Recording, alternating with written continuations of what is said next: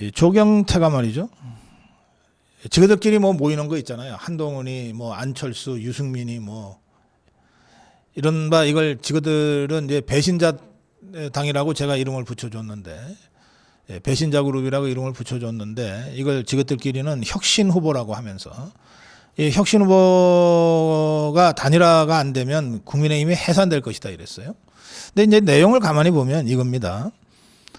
윤석열 대통령을 추종하는 세력이 당대표가 되고 주류를 이룬다면 더불어민주당과 이재명 권력이 즉각 국민의힘 해산 작업에 들어갈 것이다. 그러니까 당대표 선거는 국민의힘이 사느냐 죽느냐 기로에 선 선거다 이렇게 주장했는데, 그러니까 국민의힘이 해산당하는 걸 피하려면 부역자 세력, 배신자 세력한테 당을 맡겨야 된다 이런 주장 아닙니까? 아예 차라리 알련히 죽지. 이것들이 이재명 종북주사파 개딸 권력이 또 김정은이가 시진핑이가 국민의힘을 해산하려고 넘실넘실 하고 있는 거는 다 알고 있는 사실이에요. 그러면 이때 어떻게 해야 됩니까? 싸워야죠. 목숨 걸고 싸워야죠. 그래서 막아내야죠. 근데 그게 아니고 저 종북주사파들한테 굽신을거리고 이미 항복하고 부역하고 있는 것들한테 정권을 넘기면, 당권을 넘기면 해산은 안 당할 거야. 그러니까 그냥 무릎 꿇고 노예로 살자 이 말 아닙니까? 그러면서 이자가 내부 청질, 이자가 내부 청질을 이 정도로 합니다. 뭐라고 그랬냐? 지금 특검의 수사 대상에 오른 국민의힘 국회의원들이 있어요. 당장 윤상현이 계속해서 특검에 의해서 수사받고 있잖아요. 뭐 내란 특검에서도 부르고 뭐 김건희 특검에서도 부르고 막 이러잖아요. 또 지금 저 종북주사파 저것들이 지금 내란 무슨 저 공모 해갖고서 뭐 추경호를 비롯해서 국민의힘 의원들 지금 고발해 놓고, 또 저까지 포함한 그 국민의힘 나경원 뭐 이런 의원들을 내란 저 선전이라고 해서 또 고발을 해놓고 막 이런 상황 아닙니까? 조경태가 뭐라고 그랬냐면, 이렇게 수사 대상에 오른 국민의힘 의원들 우리 당 방패 삼아 숨어 있어서는 안 된다. 즉각 떠나는 게 좋겠다. 그러니까 대한민국 수호하겠다는 사람들 다 쫓아내고 국민의힘을 완전히 저 배신당, 부역당으로 만들겠다는 거예요. 안 그러면 해산당한다고 협박까지 하고 있습니다. 뭐 저는 뭐 조경태가 뭐라고 떠들건 안철수가 뭐라고 떠들건 개가 짖어도 기차는 간다고. 결국 이번 전당대회는 김문수, 장동혁, 장동혁, 김문수의 대결로 갈 것이다. 그렇게 생각하는데, 많은 분들이 당장 저희 댓글창에서도 김문수가 좀 이상하다, 변했다 이런 의견들이 계속 올라오고 있고, 또 장동혁 믿으면 안 된다. 저 사람 2년 전에 했던 행동, 1년 전에 했던 행동을 잊어서는 안 된다. 이런 의견들도 계속 올라오잖아요. 그런데 현실적으로는 저 부역자들, 배신자들 빼놓고는 김문수이거나 장동혁일 수밖에 없는 상황이라서, 그래서 이 두 사람에 대해서 저희 자유파 유튜브들 몇몇이 모여서 이 후보자들 일정도 빡빡하니 우리가 공동으로 연합해서 생방송으로 후보자들 얘기를 직접 우리 자유파 국민들한테 전해드리는 기회를 좀 가져보자. 그래서 섭외에 들어갔어요. 이렇게 공동 생방송을 하기로 합의한 자유파 유튜브는 넷입니다. 전환길 뉴스, 전환길 TV, 그다음에 그라운드 C,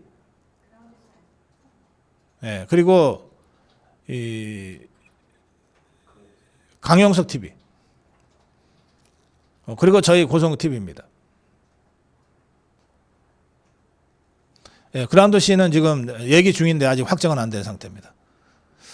그리고 성창경 TV가 처음부터 하려고 했는데, 성창경 TV는 이 생방송 시스템이 아직 갖춰지지 않았다는 이유로 이번에는 좀 고사를 했습니다.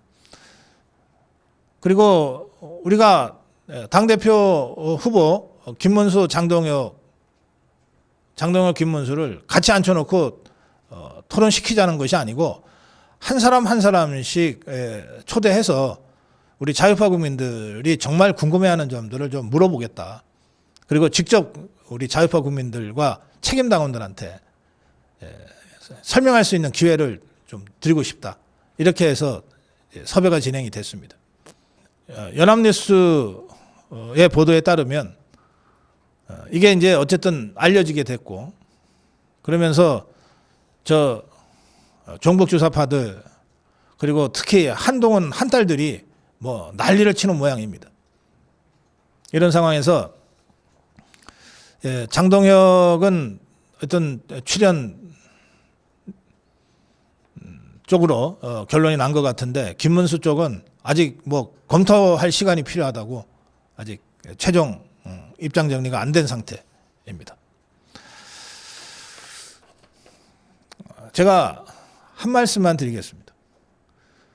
자, 지상파 다 뺏겼고, 종편 좌파들한테 완전히 장악당했고, 라디오 완전히 장악당했고, 조중동까지 이재명한테 무릎 꿇고 있는 이 상황에서 도대체 우리 자유파 유튜브 빼놓고 국민의힘 당권 주자들 자신들의 생각을 어떻게 자유파 국민들한테 전달하겠다는 거냐.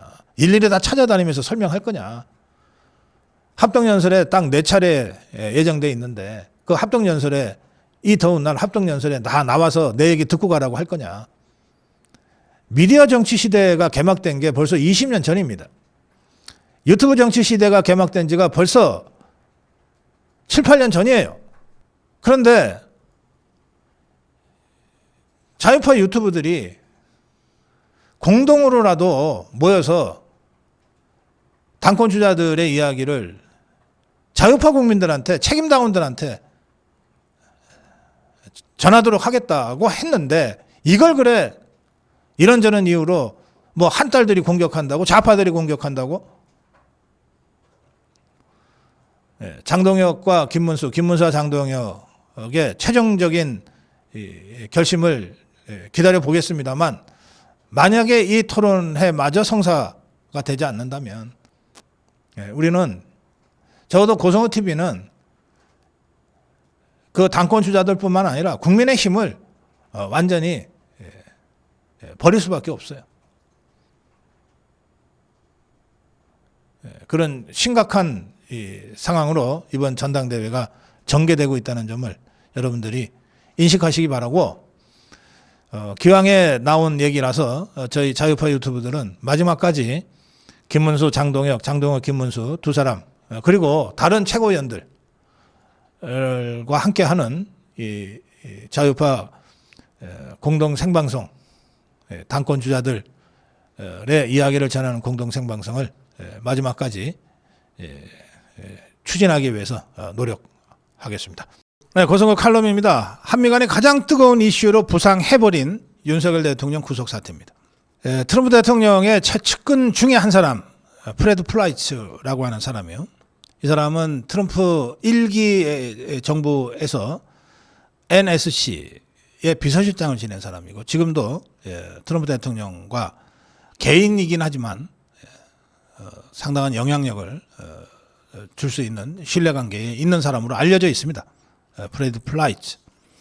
자, 이 사람이 얼마 전에 그 한미 의원연맹 여야 의원들이 함께 간, 그리고 나경원이 이제 공동의장으로 간, 그 단장으로 간, 공동 단장으로 간 그 한미 의원연맹 의원 13명과 만나서 윤석열 대통령이 불공정한 수사, 불공정한 재판을 받아서는 안 된다고 밝혔어요. 그러니까 이 자리에 좌파들도 있었는데 이것들이 좀 뭐 쭝얼쭝얼하면서 뭐 시부렁대기도 하고 구시렁대기도 하고 뭐 짜증을 내기도 했다고 하는데, 뭐 그러거나 말거나 프레드 플라이츠가 할 말을 제대로 했습니다.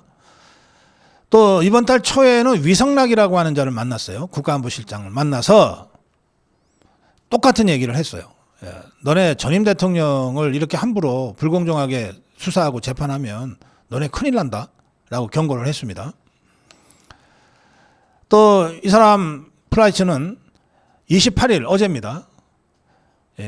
X, 트위터죠. X에 윤석열 대통령이 박해를 받거나 기소된다는 인식은 트럼프 정부에서 매우 나쁘게 받아들여질 것이다 라고 다시 한번 자신의 입장을 공개적으로 밝혔습니다. 그러자 이제 조선일보가 이 프레드 플라이츠와 인터뷰를 했는데, 전화 인터뷰에서 플라이츠는 지난달부터 한국 정부의 관계자 의원들과 여러 차례 회의를 가졌다.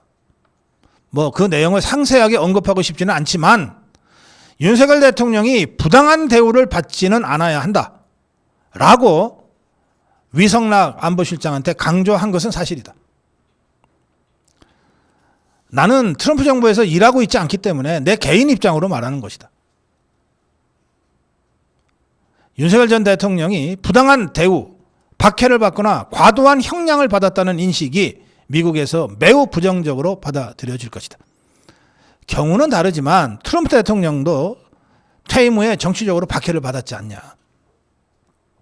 그렇기 때문에 트럼프 진영에서는 한국의 정치 상황, 특히 최근 윤석열 대통령 상황과 또 최근 6월 3일 있었던 대통령 선거와 선거 이후 발생한 일들에 대해서 매우 주의 깊게 지켜보고 있는 사람들이 많다. 내 개인 의견이지만 나만 그런 게 아니다. 이걸 강조했습니다. 실제로 트럼프는 브라질과의 관세 협상에서 50%를 부과하겠다고 했는데, 그 직접적인 이유가 전임 대통령인 보우스나로 대통령이 부당한 탄압을 받고 있는 데 대한 정치적 항의와 개선하라고 하는 압박의 수단으로 관세를 이제 이용하고 있다고 하는 분석이 일반적으로 지금 받아들여지고 있잖아요.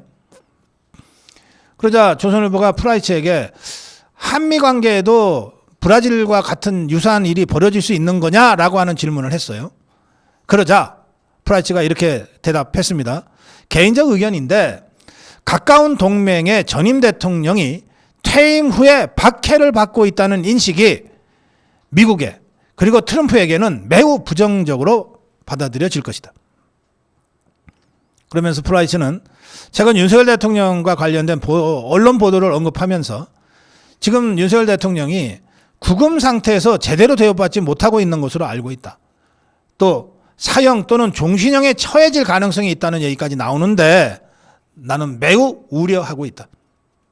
이렇게 설명했습니다. 구금 상태에서 제대로 대우받지 못하고 있다.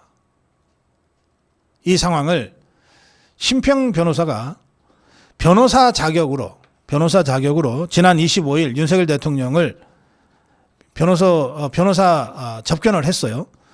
그때 들은 이야기를 전하고 있습니다. SNS에 올린 글인데, 지난 25일 변호사 자격으로 윤석열 전 대통령을 접견하고 왔다. 윤석열 대통령으로부터 참으로 놀랍고 가슴 아픈 내용을 들었다. 그러면서 신평 변호사가 윤석열 대통령으로부터 들은 내용을 근거로 해서 설명을 하기를 SNS에 이렇게 올렸습니다. 독방에 구금되어 있는데 독방은 1.8평 남짓한 협소한 곳이다. 보통 2평 하는데 실제로 1.8평인 것 같습니다. 밤에 자리에 누우면 꼼짝달싹 못한다. 이게 아무것도 없는 텅 빈 공간 1.8평이 아니고, 제가 이 그림으로 보니까, 뉴스원이 전해주고 있는 그림을 보니까 이게 저 화장실이 있어요. 안에 화장실에 반투명 유리로 되어 있는 화장실이 있습니다. CCTV가 위에서 24시간 작동합니다. 그리고 싱크대가 있어요. 어쨌든 밥을 먹고 뭐 그릇을 닦아야 되니까. 그리고 안전뱅이 그 의자라고 하죠. 아마 무슨 종이로 만든 걸 거예요. 나무로 만든 그런 제대로 된 책상이 아니고, 이런 것들이 들어가 있고, 그리고 남는 공간에 누워서 자야 되니까, 접이식 매트리스에 이제 누워서 자야 되니까, 실제로 밤에 누우면 꼼짝달싹 못할 정도로 공간이 매우 협소할 겁니다. 책상 걸상은커녕 골판지로 만든 받침대 앞에 쭈그리고 앉아서 간신히 식사를 한다. 책상 다리에 해서 혼자서 먹는 거죠. 받침대 위에는 성경책을 놓고 읽는 것 외에는 어떤 지적 활동도 할 수 없는 처지다. 최소한의 운동도 할 수 없어서 소화에 문제가 생겼다는 말을 들었다. 이러한 처참한 주거 환경은 한마디로 생지옥이다. 김병기라는 자, 민주당 원내대표입니다. 김병기라는 자. 죽어도 감옥에서 죽어야 한다는 악담을 했는데 윤석열 대통령을 향해서 이 악담을 현실화시키기에 적합한 곳인지 모르겠다. 이게 심평이 이렇게 썼습니다. 그러면서 박근혜 대통령, 이명박 대통령도 이렇게 심하지는 않았다. 제 기억으로 박근혜 대통령은 5평, 5평 정도 되는 방에서 이명박 대통령 마찬가지로 이건 구치소가 하려면 할 수 있는 일입니다. 그래서 윤석열 대통령과 접견을 마치고 나오는데 서러운 감정이 복받쳐 올랐다. 이렇게 썼어요. 이것은 전직 대통령을 향한 가혹한 정치 보복이다. 인권을 역사적으로 소중하게 여겨온 미국과 서방 국가들이 신속히 개입해서 비문명적이고 야만적인 인권 탄압을 중지시켜 줄 것을 간절히 호소한다. 이렇게 글을 맺었는데 심평 변호사도 국민의힘한테는 아예 희망을 접은 것 같습니다. 오죽하면 미국과 서방 국가들의 개입을 호소했겠어요. 그런데 이런 상황을 프라이츠의 인터뷰를 통해서 보면 트럼프 대통령과 트럼프 행정부의 핵심 인사들이 알고 있고 주시하고 있다는 겁니다. 자, 이런 상황에 대해서 법무부는 교정관계 법령에 따라 일반 수용자와 동일한 기준으로 실외 운동도 시키고 또 일반 독거실과 동일하게 선풍기 등을 갖추고 있다. 다른 재소자와 특별히 다른 점은 없다. 이렇게 설명하고 있습니다. 고소원 칼럼 이미 한미 간의 가장 뜨거운 이슈로 부상해 버렸습니다. 윤석열 대통령의 구속 사태. 이러한 상황이 국제사회에 어떠한 반향을 불러오게 될지 또 한미 관계에 어떤 영향을 미치게 될지. 지금 윤석열 대통령은 이런 정말 열악하고 처참한 심평 변호사의 서술에 따르면 열악하고 처참한 상황에 있는 것만으로 온몸으로 종북주사파 개딸 권력과 투쟁하고 있습니다. 고성국 칼럼이었습니다. 오늘 고성국 칼럼은 엘리트는 아무나 하나. 조선일보의 선우정 칼럼을 제가 잠깐 소개해 드리려고 하는데요.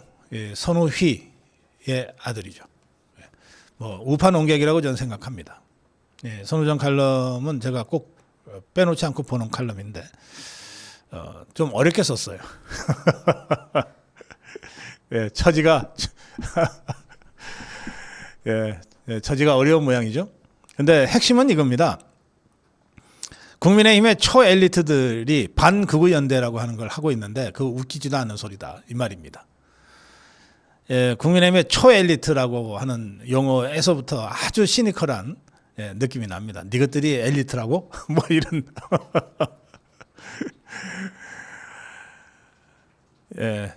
주로 뭐 서울대 나오고 그리고 판검사하고 그리고 쉽게 뭐 3선, 4선, 5선 해먹고 있는 자들을 아마 초엘리트라고 불렀던 것 같습니다. 사실 지금 국민의힘의 4선, 5선, 뭐 3선, 4선, 5선 저것들 말이죠. 또 국민의힘의 12개 광역단체장들이요. 그거 말이죠. 전부 박근혜 대통령 때 그 정말 박근혜 대통령 치맛자락 붙잡고 그냥 공천받아서 선거 같지도 않은 선거 해가지고 4선 5선 된 자들입니다. 대부분. 영남권의 4선 5선이 무슨 개인 경쟁력이 있습니까? 또 지금 12개 광역의 단체장 하고 있는 서울시장부터 시작해서 이것들 지금 단체장에 당선된 선거가 2022년 6월이거든요. 2022년 5월에 윤석열 대통령 취임하고 한 달이 채 안 돼서 치른 선거에서 정말 윤석열 대통령의 힘으로 윤석열 대통령 바짓가랑이 붙잡고 당선된 자들이에요. 무슨 개인 경쟁력이 있습니까?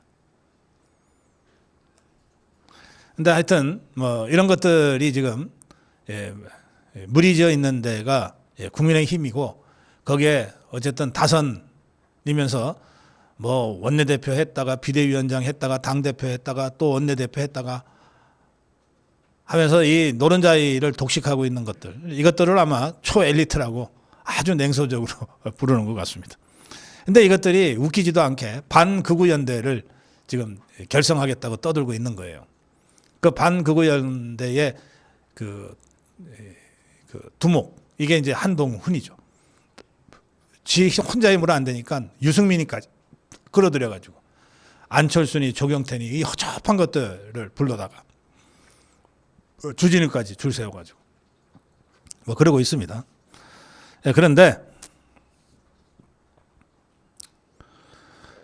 너네가 자꾸 반극우연대, 반극우 어쩌고 저쩌고 하는데 이제 선우정은 이렇게 얘기합니다. 작년 말 계엄은 당혹스러웠다. 뭐 다 비슷한 심정이었을 거예요. 전혀 모르고 있다가 갑자기 밤 10시 지나서 윤석열 대통령의 계엄 선포가 있었으니까 다들 당혹스러우셨을 겁니다. 선우정도 솔직하게 그때의 심정을 이렇게 얘기합니다. 작년 말 계엄은 당혹스러웠다. 그런데 그 계엄만큼이나 당혹스러웠던 현상이 그 후에 나타났는데 그게 탄핵 반대 시위였다. 탄핵 반대 시위, 윤 어게인 시위가 대통령의 계엄 선포만큼이나 당혹스러웠다. 이해가 잘 안 됐다.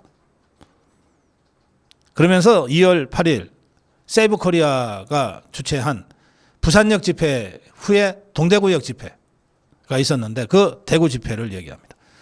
2월 8일 대구 집회는 좌우를 통틀어 계엄 이후 최대 규모로 커졌다. 내 주위에도 대구로 간다는 사람들이 많았다. 공대 석좌교수, 개척교회 집사, 백수 친구들까지. 근데 그들은 적어도 내가 알기로 그들은 극우가 아니다. 그러면 도대체 이 열기는 무엇인가? 극우들이 모여서 한 집회가 아니라면 도대체 이 열기는 무엇인가? 현장에서 참여자들을 만났다. 그들의 목소리를 들어보니까 이재명에 대한 혐오,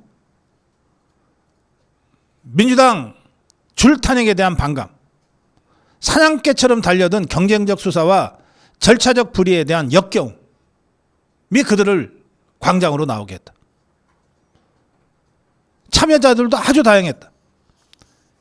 기득권자, 뭐 우리 사회에서 내로라 하는 이 기득권자들도 많이 나왔고, 또 소외된 노년, 거기에 부모 세대의 이익 독점과 강남 좌파의 위선을 증오하는 2030 청년들, 또 동성애 같은 현상을 문명적 타락으로 보는 기독교 근본주의자들, 보수주의자들, 거대 괴물로 커진 중국을 혐오하는 체험적 이념적 반중 세력들, 이런 사람들이 모여서 집회를 했다. 그걸 어떻게 극우라고 한마디로 꼬리표 붙일 수 있냐? 국힘 엘리트, 초엘리트들은 이 열기를 전혀 감지하지 못했다. 그리고 그들은 이렇게 생각하는 듯하다. 탄핵 심판 후에 반대 시위는 거품처럼 부서졌다. 한 줌의 정치 세력만 남았다. 극우만 남았다. 그들만 털어내면 중도는 우리한테 올 것이다. 그런데 현실은 그렇게 간단치 않다. 그러면서 트럼피즘 얘기를 합니다. 좌파에도 포퓰리즘이 있다면 우파에도 정치적 포퓰리즘이 있다. 그건 또 다른 면에서 대중의 열기다. 이건 트럼프가 시작한 게 아니다. 1970년대 후반 미국에서 시작된 우파 대중운동이다. 그리고 이거를 한국의 보수 엘리트들이 입만 열면 따라하고 싶어하는 헤리티지 재단이 주도했다. 헤리티지 재단이 발간하는 보수 지침서, 리더십 지침, 서문, 이거는 누가 읽어도 극우라고 하는 얘기를 들을 정도의 호전적이고 아주 강력한 자유파의 출사표 같은 선언이다. 그게 우파 대중운동이다. 그러니까 선우정은 지금 그 우파 대중들을 껴안지 못하고 무슨 놈의 보수 얘기를 하냐, 무슨 놈의 보수 엘리트라고 너희들이 큰 소리 칠 수 있냐, 이 얘기입니다.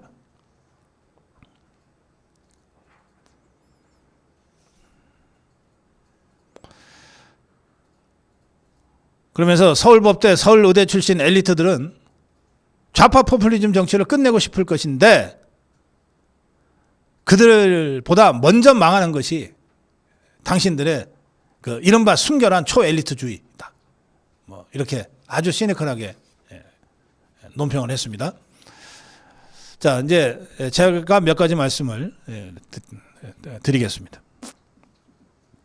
엘리트라는 단어에 대해서는 사실은 대중적 반감이 있어요. 왜냐하면 엘리트라는 개념 자체가 대중과 엘리트를 구별하는 거거든요. 저는 뭐 엘리트의 산실이라고 부르는, 지금은 평범한 학교가 됐습니다만 경기고등학교에 시험을 봐서 입학한 마지막 세대입니다. 제가 3년 동안 학교에 다니면서 경기고등학교 출신으로 경기고등학교에서 후학들을 가르치시는 우리 동문 선배님들한테 정말 귀에 못이 박히 들었던 얘기는 뭐냐면 엘리티시즘을 버려라는 겁니다. 엘리티시즘을 버려라. 경기라고 하는, 경기 출신이라고 하는 것 자체가 우리 사회에 이 엘리트라고 하는 일종의 이 증표가 되는데, 그 엘리티시즘에 빠져 있으면 너네는 아무 일도 못한다. 그거부터 버려라. 이거를 한두 분이 아니에요. 경기 출신의 선생님들은 하나같이 그렇게 저희들을 훈육하셨어요. 가르치셨어요. 심지어 이렇게까지 말씀하신 선생님도 계십니다. 야, 니가들 머리가 좀 좋아? 그래. 머리 나쁜 놈은 도둑놈이 돼도 그냥 좀도둑이 되는데, 너희들 같이 머리 좋은 놈이 도둑놈이 되면 나라를 등쳐먹어. 내가 너네 같이 나라 등쳐먹을 도둑놈 될지도 모르는 너희들을 왜 내가 가르치냐? 그냥 놀자. 좀 극단적인 예지만 이런 선생님까지 계셨어요.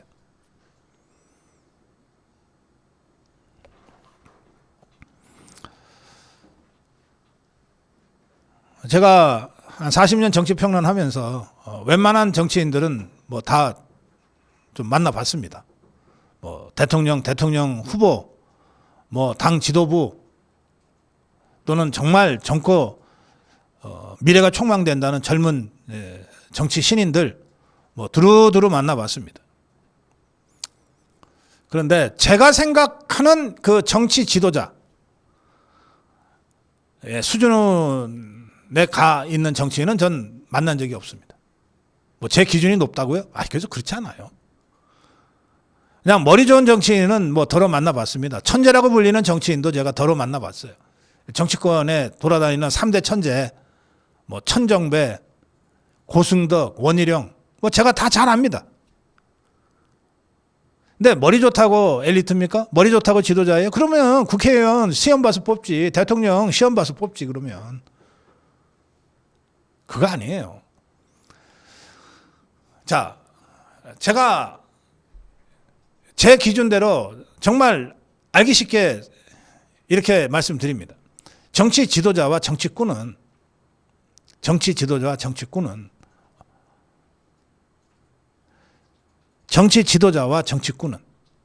스테이트먼과 폴리티션은 세 가지 점에서 다르다.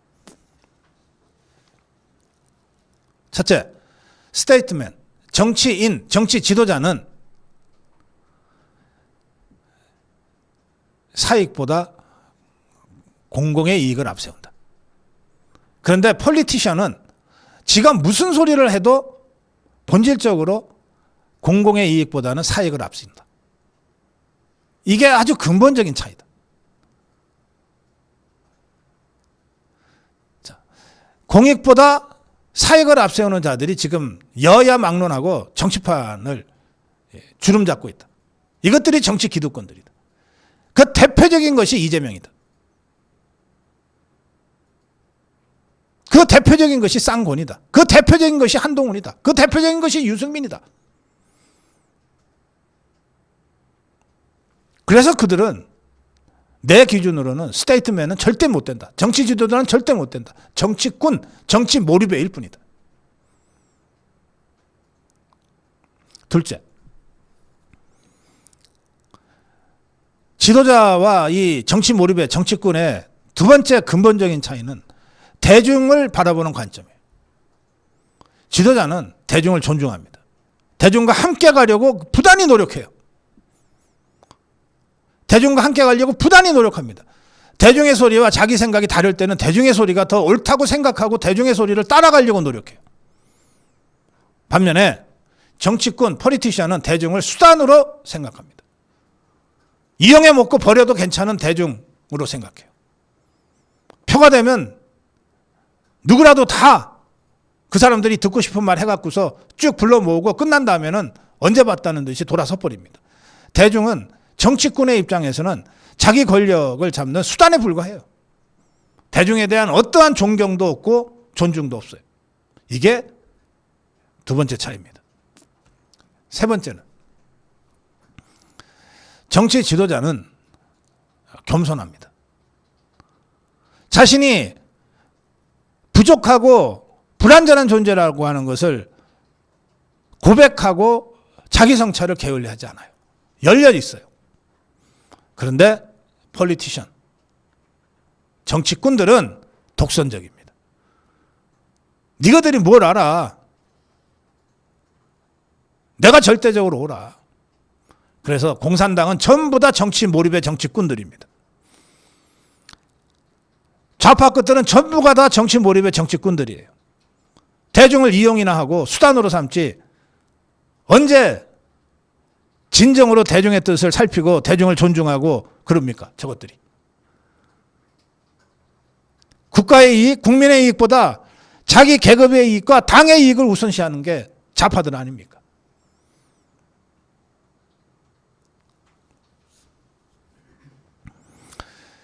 지금 우리 정치의 제일 큰 문제는 진정한 정치 지도자가 없다는 데 있습니다. 전부 정치 몰입의 정치꾼들만 득실득실해요. 치장을 어떻게 했나의 차이에 불과해요. 전부 국가와 국민보다는 자신의 개인적인 이해관계를 앞세우죠. 대중을 목적으로가 아니라 수단으로 씁니다. 그리고 오만하고 독선적이에요. 이런 정치 몰입의 정치꾼들이 여의도판을 꽉 메우고 있어요. 그래서 여의도는 가기가 싫어요. 너무 구린내가 많이 나. 이거를 완전히 뒤집어 엎는 것이 정치혁명이에요. 이걸 완전히 뒤집어 엎지 못하면 한국 정치는 절대 2류커녕 3류도 못 돼요. 저는 이걸 완전히 뒤집어 엎는 정치 빅뱅, 정치혁명이 필요하다고 40년 동안 떠들었어요. 떠들기만 해서는 안 되는 것 같아서 이제 직접 나설 수밖에 없지 않나 하는 생각까지 하기에 이르렀어요. 그 시점에 치러지고 있는 국민의힘 전당대회입니다. 마지막 기회라 생각하고 과연 지도자감이 있는가? 아니면 그럴듯하게 치장했을 뿐 여전히 국가와 국민보다는 지 개인을 먼저 생각하고 대중을 존중한다고 말은 하면서도 업신여기고 수단으로 생각하고 그리고 열려있는 것처럼 폼은 잡으면서도 독선과 아집 속에서 자기 이익만 챙기는 그런 꾼들을 솎아내고 걸러내야 됩니다. 내일 있을 장동혁과의 자유파 연합 생방송 그리고 이번 주말로 예정되어 있는 김문수와의 자유파 유튜브 연합 생방송 그리고 최고위원 후보들과의 자유파 연합 유튜브 생방송을 통해서 다른 거 다 떠나서 진짜 지도자냐 아니면 정치꾼이냐 정치 몰입이냐 이것만은 여러분들이 가려내시기를 바랍니다. 고성국 칼럼이었습니다. 국무회의야 뒷골목이야 도대체. 산재 사망이 있습니다. 1년에도 뭐 몇천 건, 몇만 건의 산재 사고가 있고 그중에 사망자들이 있습니다. 이 산재 사망에 대해서 어떤 자가 이렇게 얘기를 해요. 좀 심하게 얘기하면 법률적 용어로 그게 미필적 고의에 의한 살인 아니냐. 산재 사고로 인한 사망을 미필적 고의에 의한 살인이라고 어떤 사람이 자리에서 규정할 때 같이 자리에 있던 사람들이 공감할 수 있습니까? 야, 그거 좀 너무 심한 얘기 아니야? 미필적 고의에 의한 살인은 살인 의사를 갖고 있다는 뜻인데 어떻게 산재가 살인 의도를 가지고 사람을 죽인 것이 되냐?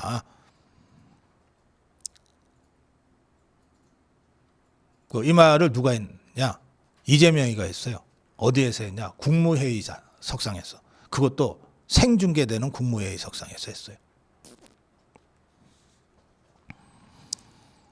그러면서 이렇게 산재 사망 사고가 상습적으로 발생하면, 상습이라고 하는 건 2번 이상이면 상습이 되죠. 해당 기업의 주가를 폭락하게 해야 된다. 건설 면허는 취소하는 방안도 추진해야 된다 그랬어요.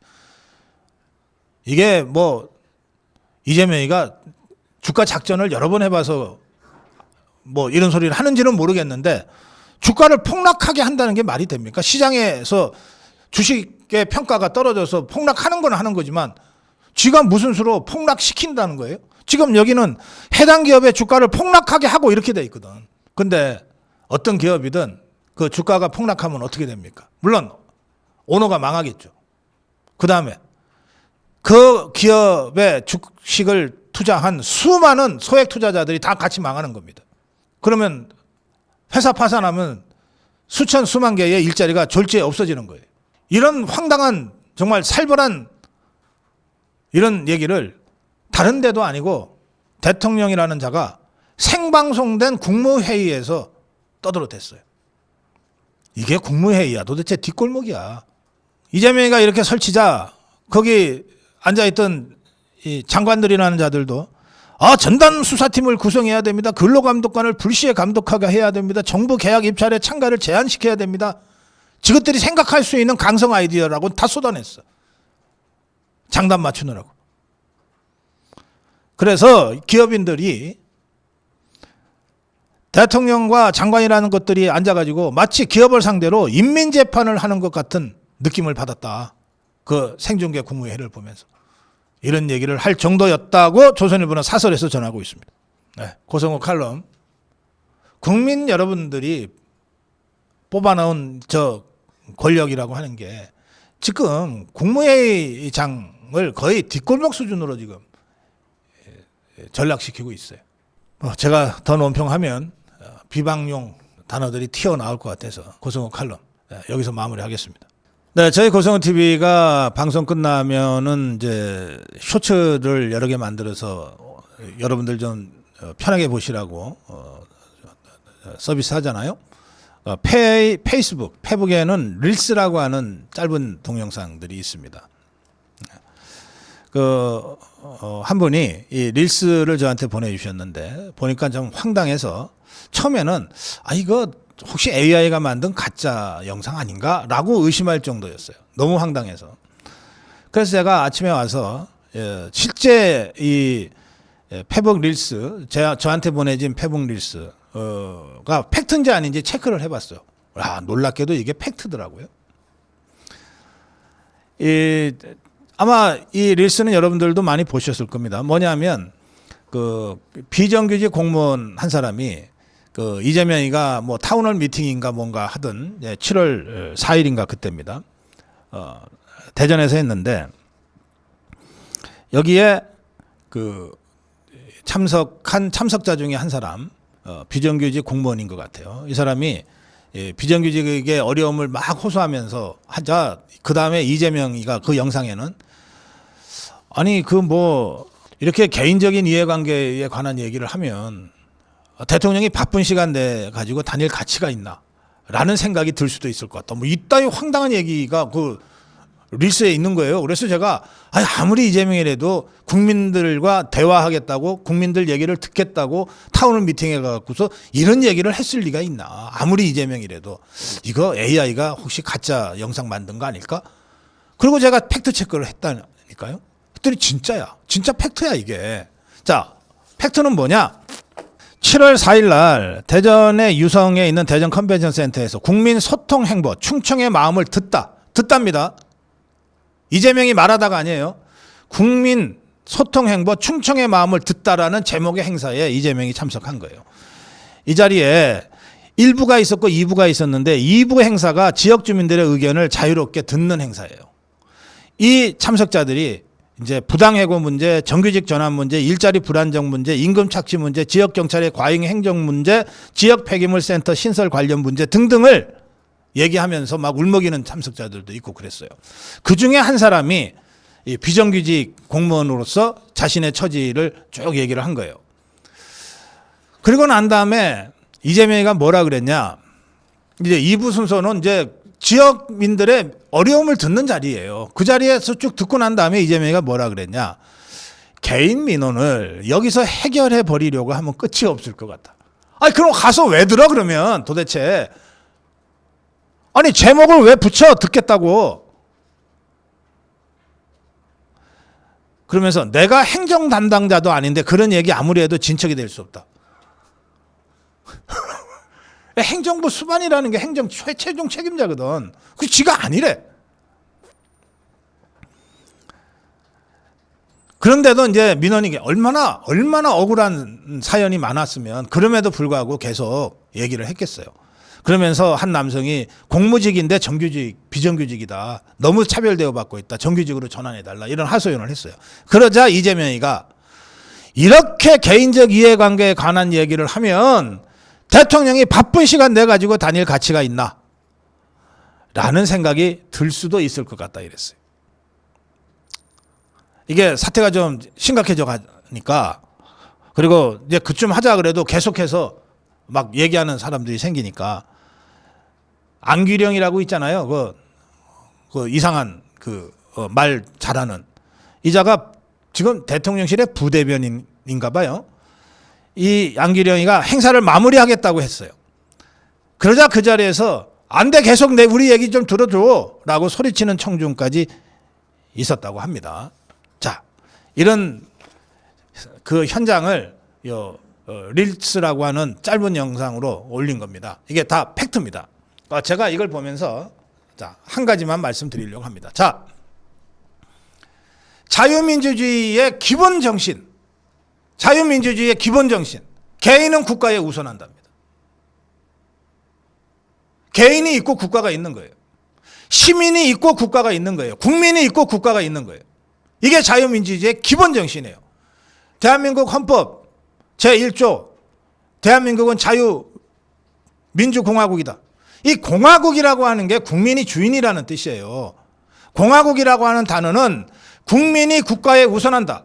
시민이 국가에 우선한다. 개인이 국가에 우선한다는 시민혁명의 정신을 담은 그 선언이에요.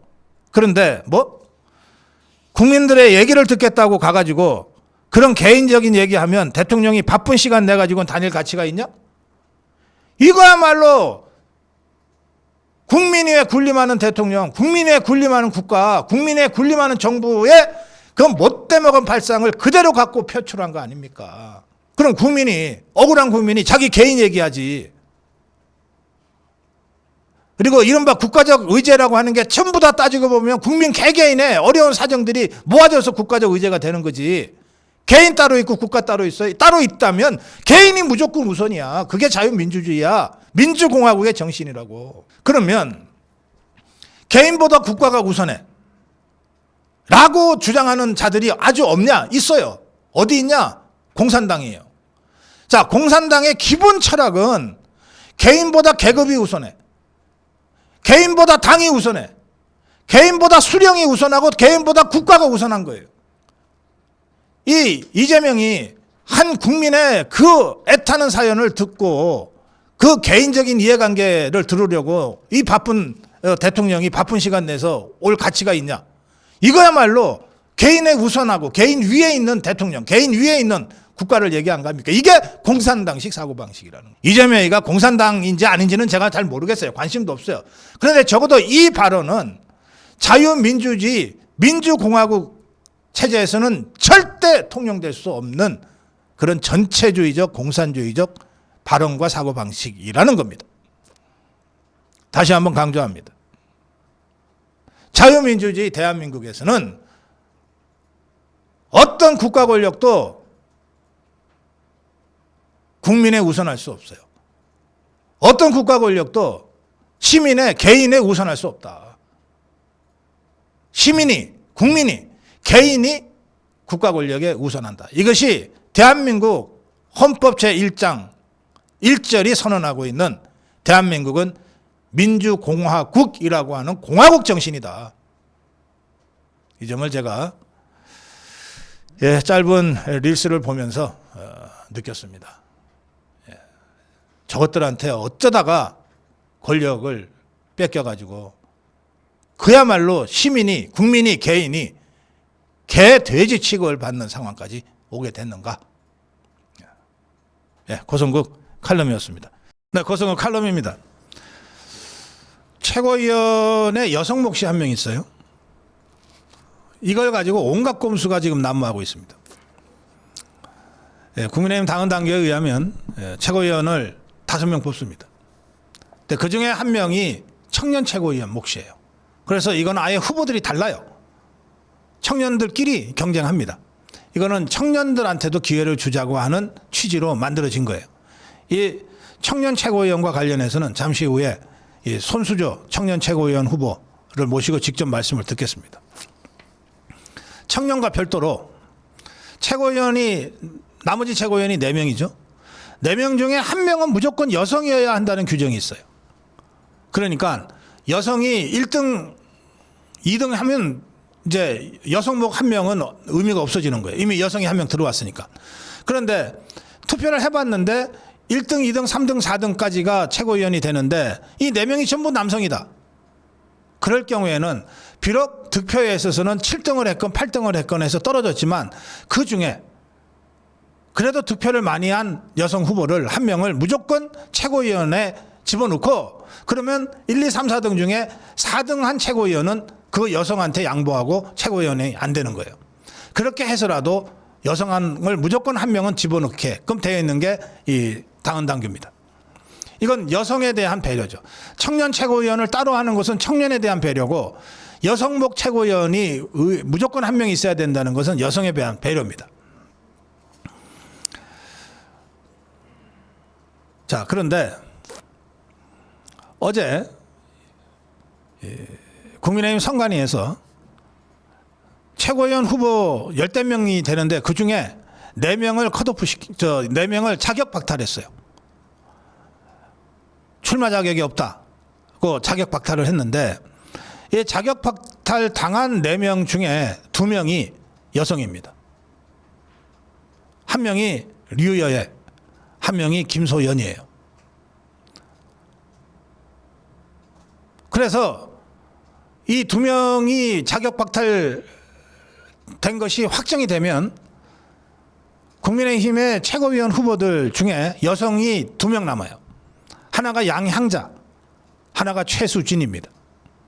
그러면 양향자, 최수진 둘 중에 1명은 이제 무조건 최고위원이 되게 돼 있어요. 그 사람들이 득표를 8등을 했든 9등을 했든 상관없이 둘 중에 1명은 최고위원이 되는 거예요. 류여혜는 홍준표가 대통령 선거에서 지고 나서 염치 없이 다시 당권에 도전해서 당대표를 움켜잡았어요. 그때 2등으로 최고위원이 된 사람입니다. 여성 몫으로 된 게 아니에요. 2등으로 최고위원이 됐어요. 그런데 홍준표가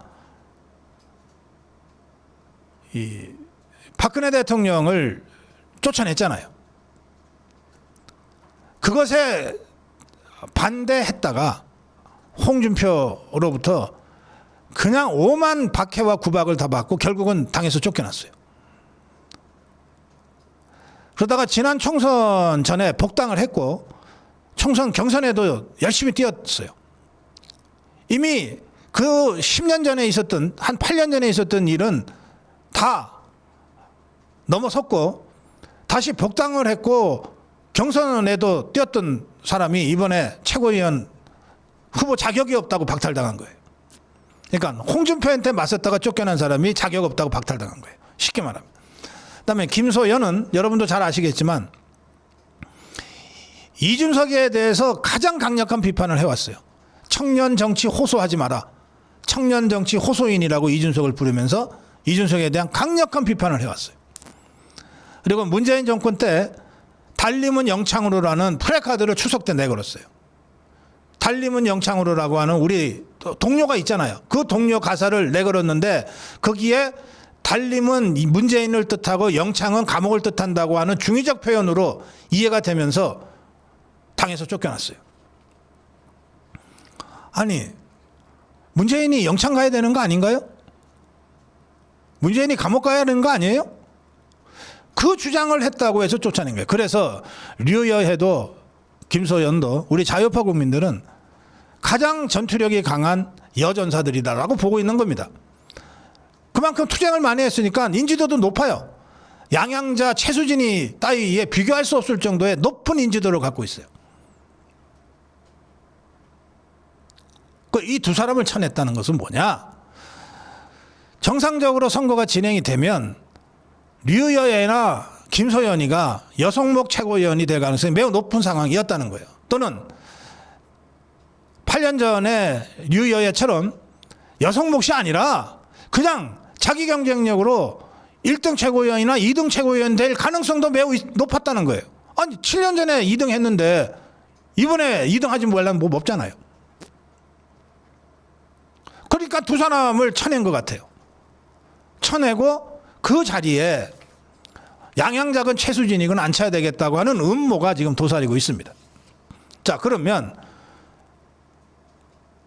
만약에 류여의 김소연에 대한 이 황당한 자격박탈 조치가 바로잡아지지 않는다면 그러면 결국은 양양자나 최수진 둘 중에 하나가 최고위원이 된다는 뜻인데 양양자 이자는 어떤 자냐? 지난 4월에 윤석열 대통령 탄핵 직후에 대선 치러졌을 때 대선 후보로 경선에 들어갔던 자예요. 양양자. 이 자가 대선 후보로 떠들고 다닌 얘기가 어떤 거냐? 윤석열 대통령의 비상계엄은 내란이다. 내란으로 간주한다. 탄핵을 반대한 국민의힘 후보들은 사죄하고 반성해야 한다. 계엄에 찬성한 사람들과는 함께할 수 없다. 윤석열은 지도자 역량이 부족하다. 윤석열이 탈당했어도 석고대죄해야 한다. 윤석열 청사는 시대정신이다. 이런 소리를 떠들고 다녔어요. 이자가 이제 류여애, 김소연이 제거된 이 상황이 확정되고 경선에 들어가면 누군지도 잘 모를 여러분들은 그런 최수진이만 누르면 지가 8등을 하든 9등을 하든 여성목 최고위원으로 최고위원이 되는 거예요. 이런 공작과 꼼수를 지금 쓰고 있어요. 최수진은 누구냐? 비례대표로 국회의원 된 사람인데 이 사람은 거의 활동이 없어요. 없는데 헌재 앞에서 국회의원들이 릴레이 농성을 할 때 릴레이 농성했던 국회의원 중에 한 사람입니다. 이 사람이 법안을 발의한 게 있어요. 그게 뭐냐? 저것들이 하도 그냥 대통령, 국무총리, 장관 탄핵을 막 줄 탄핵을 하니까 그러면 탄핵 당하면 그 순간 업무가 정지되잖아요. 이거는 말이 안 된다 하고 생각을 해서 탄핵 소추를 30일 이내에 직무정지 여부를 판단하도록 하자.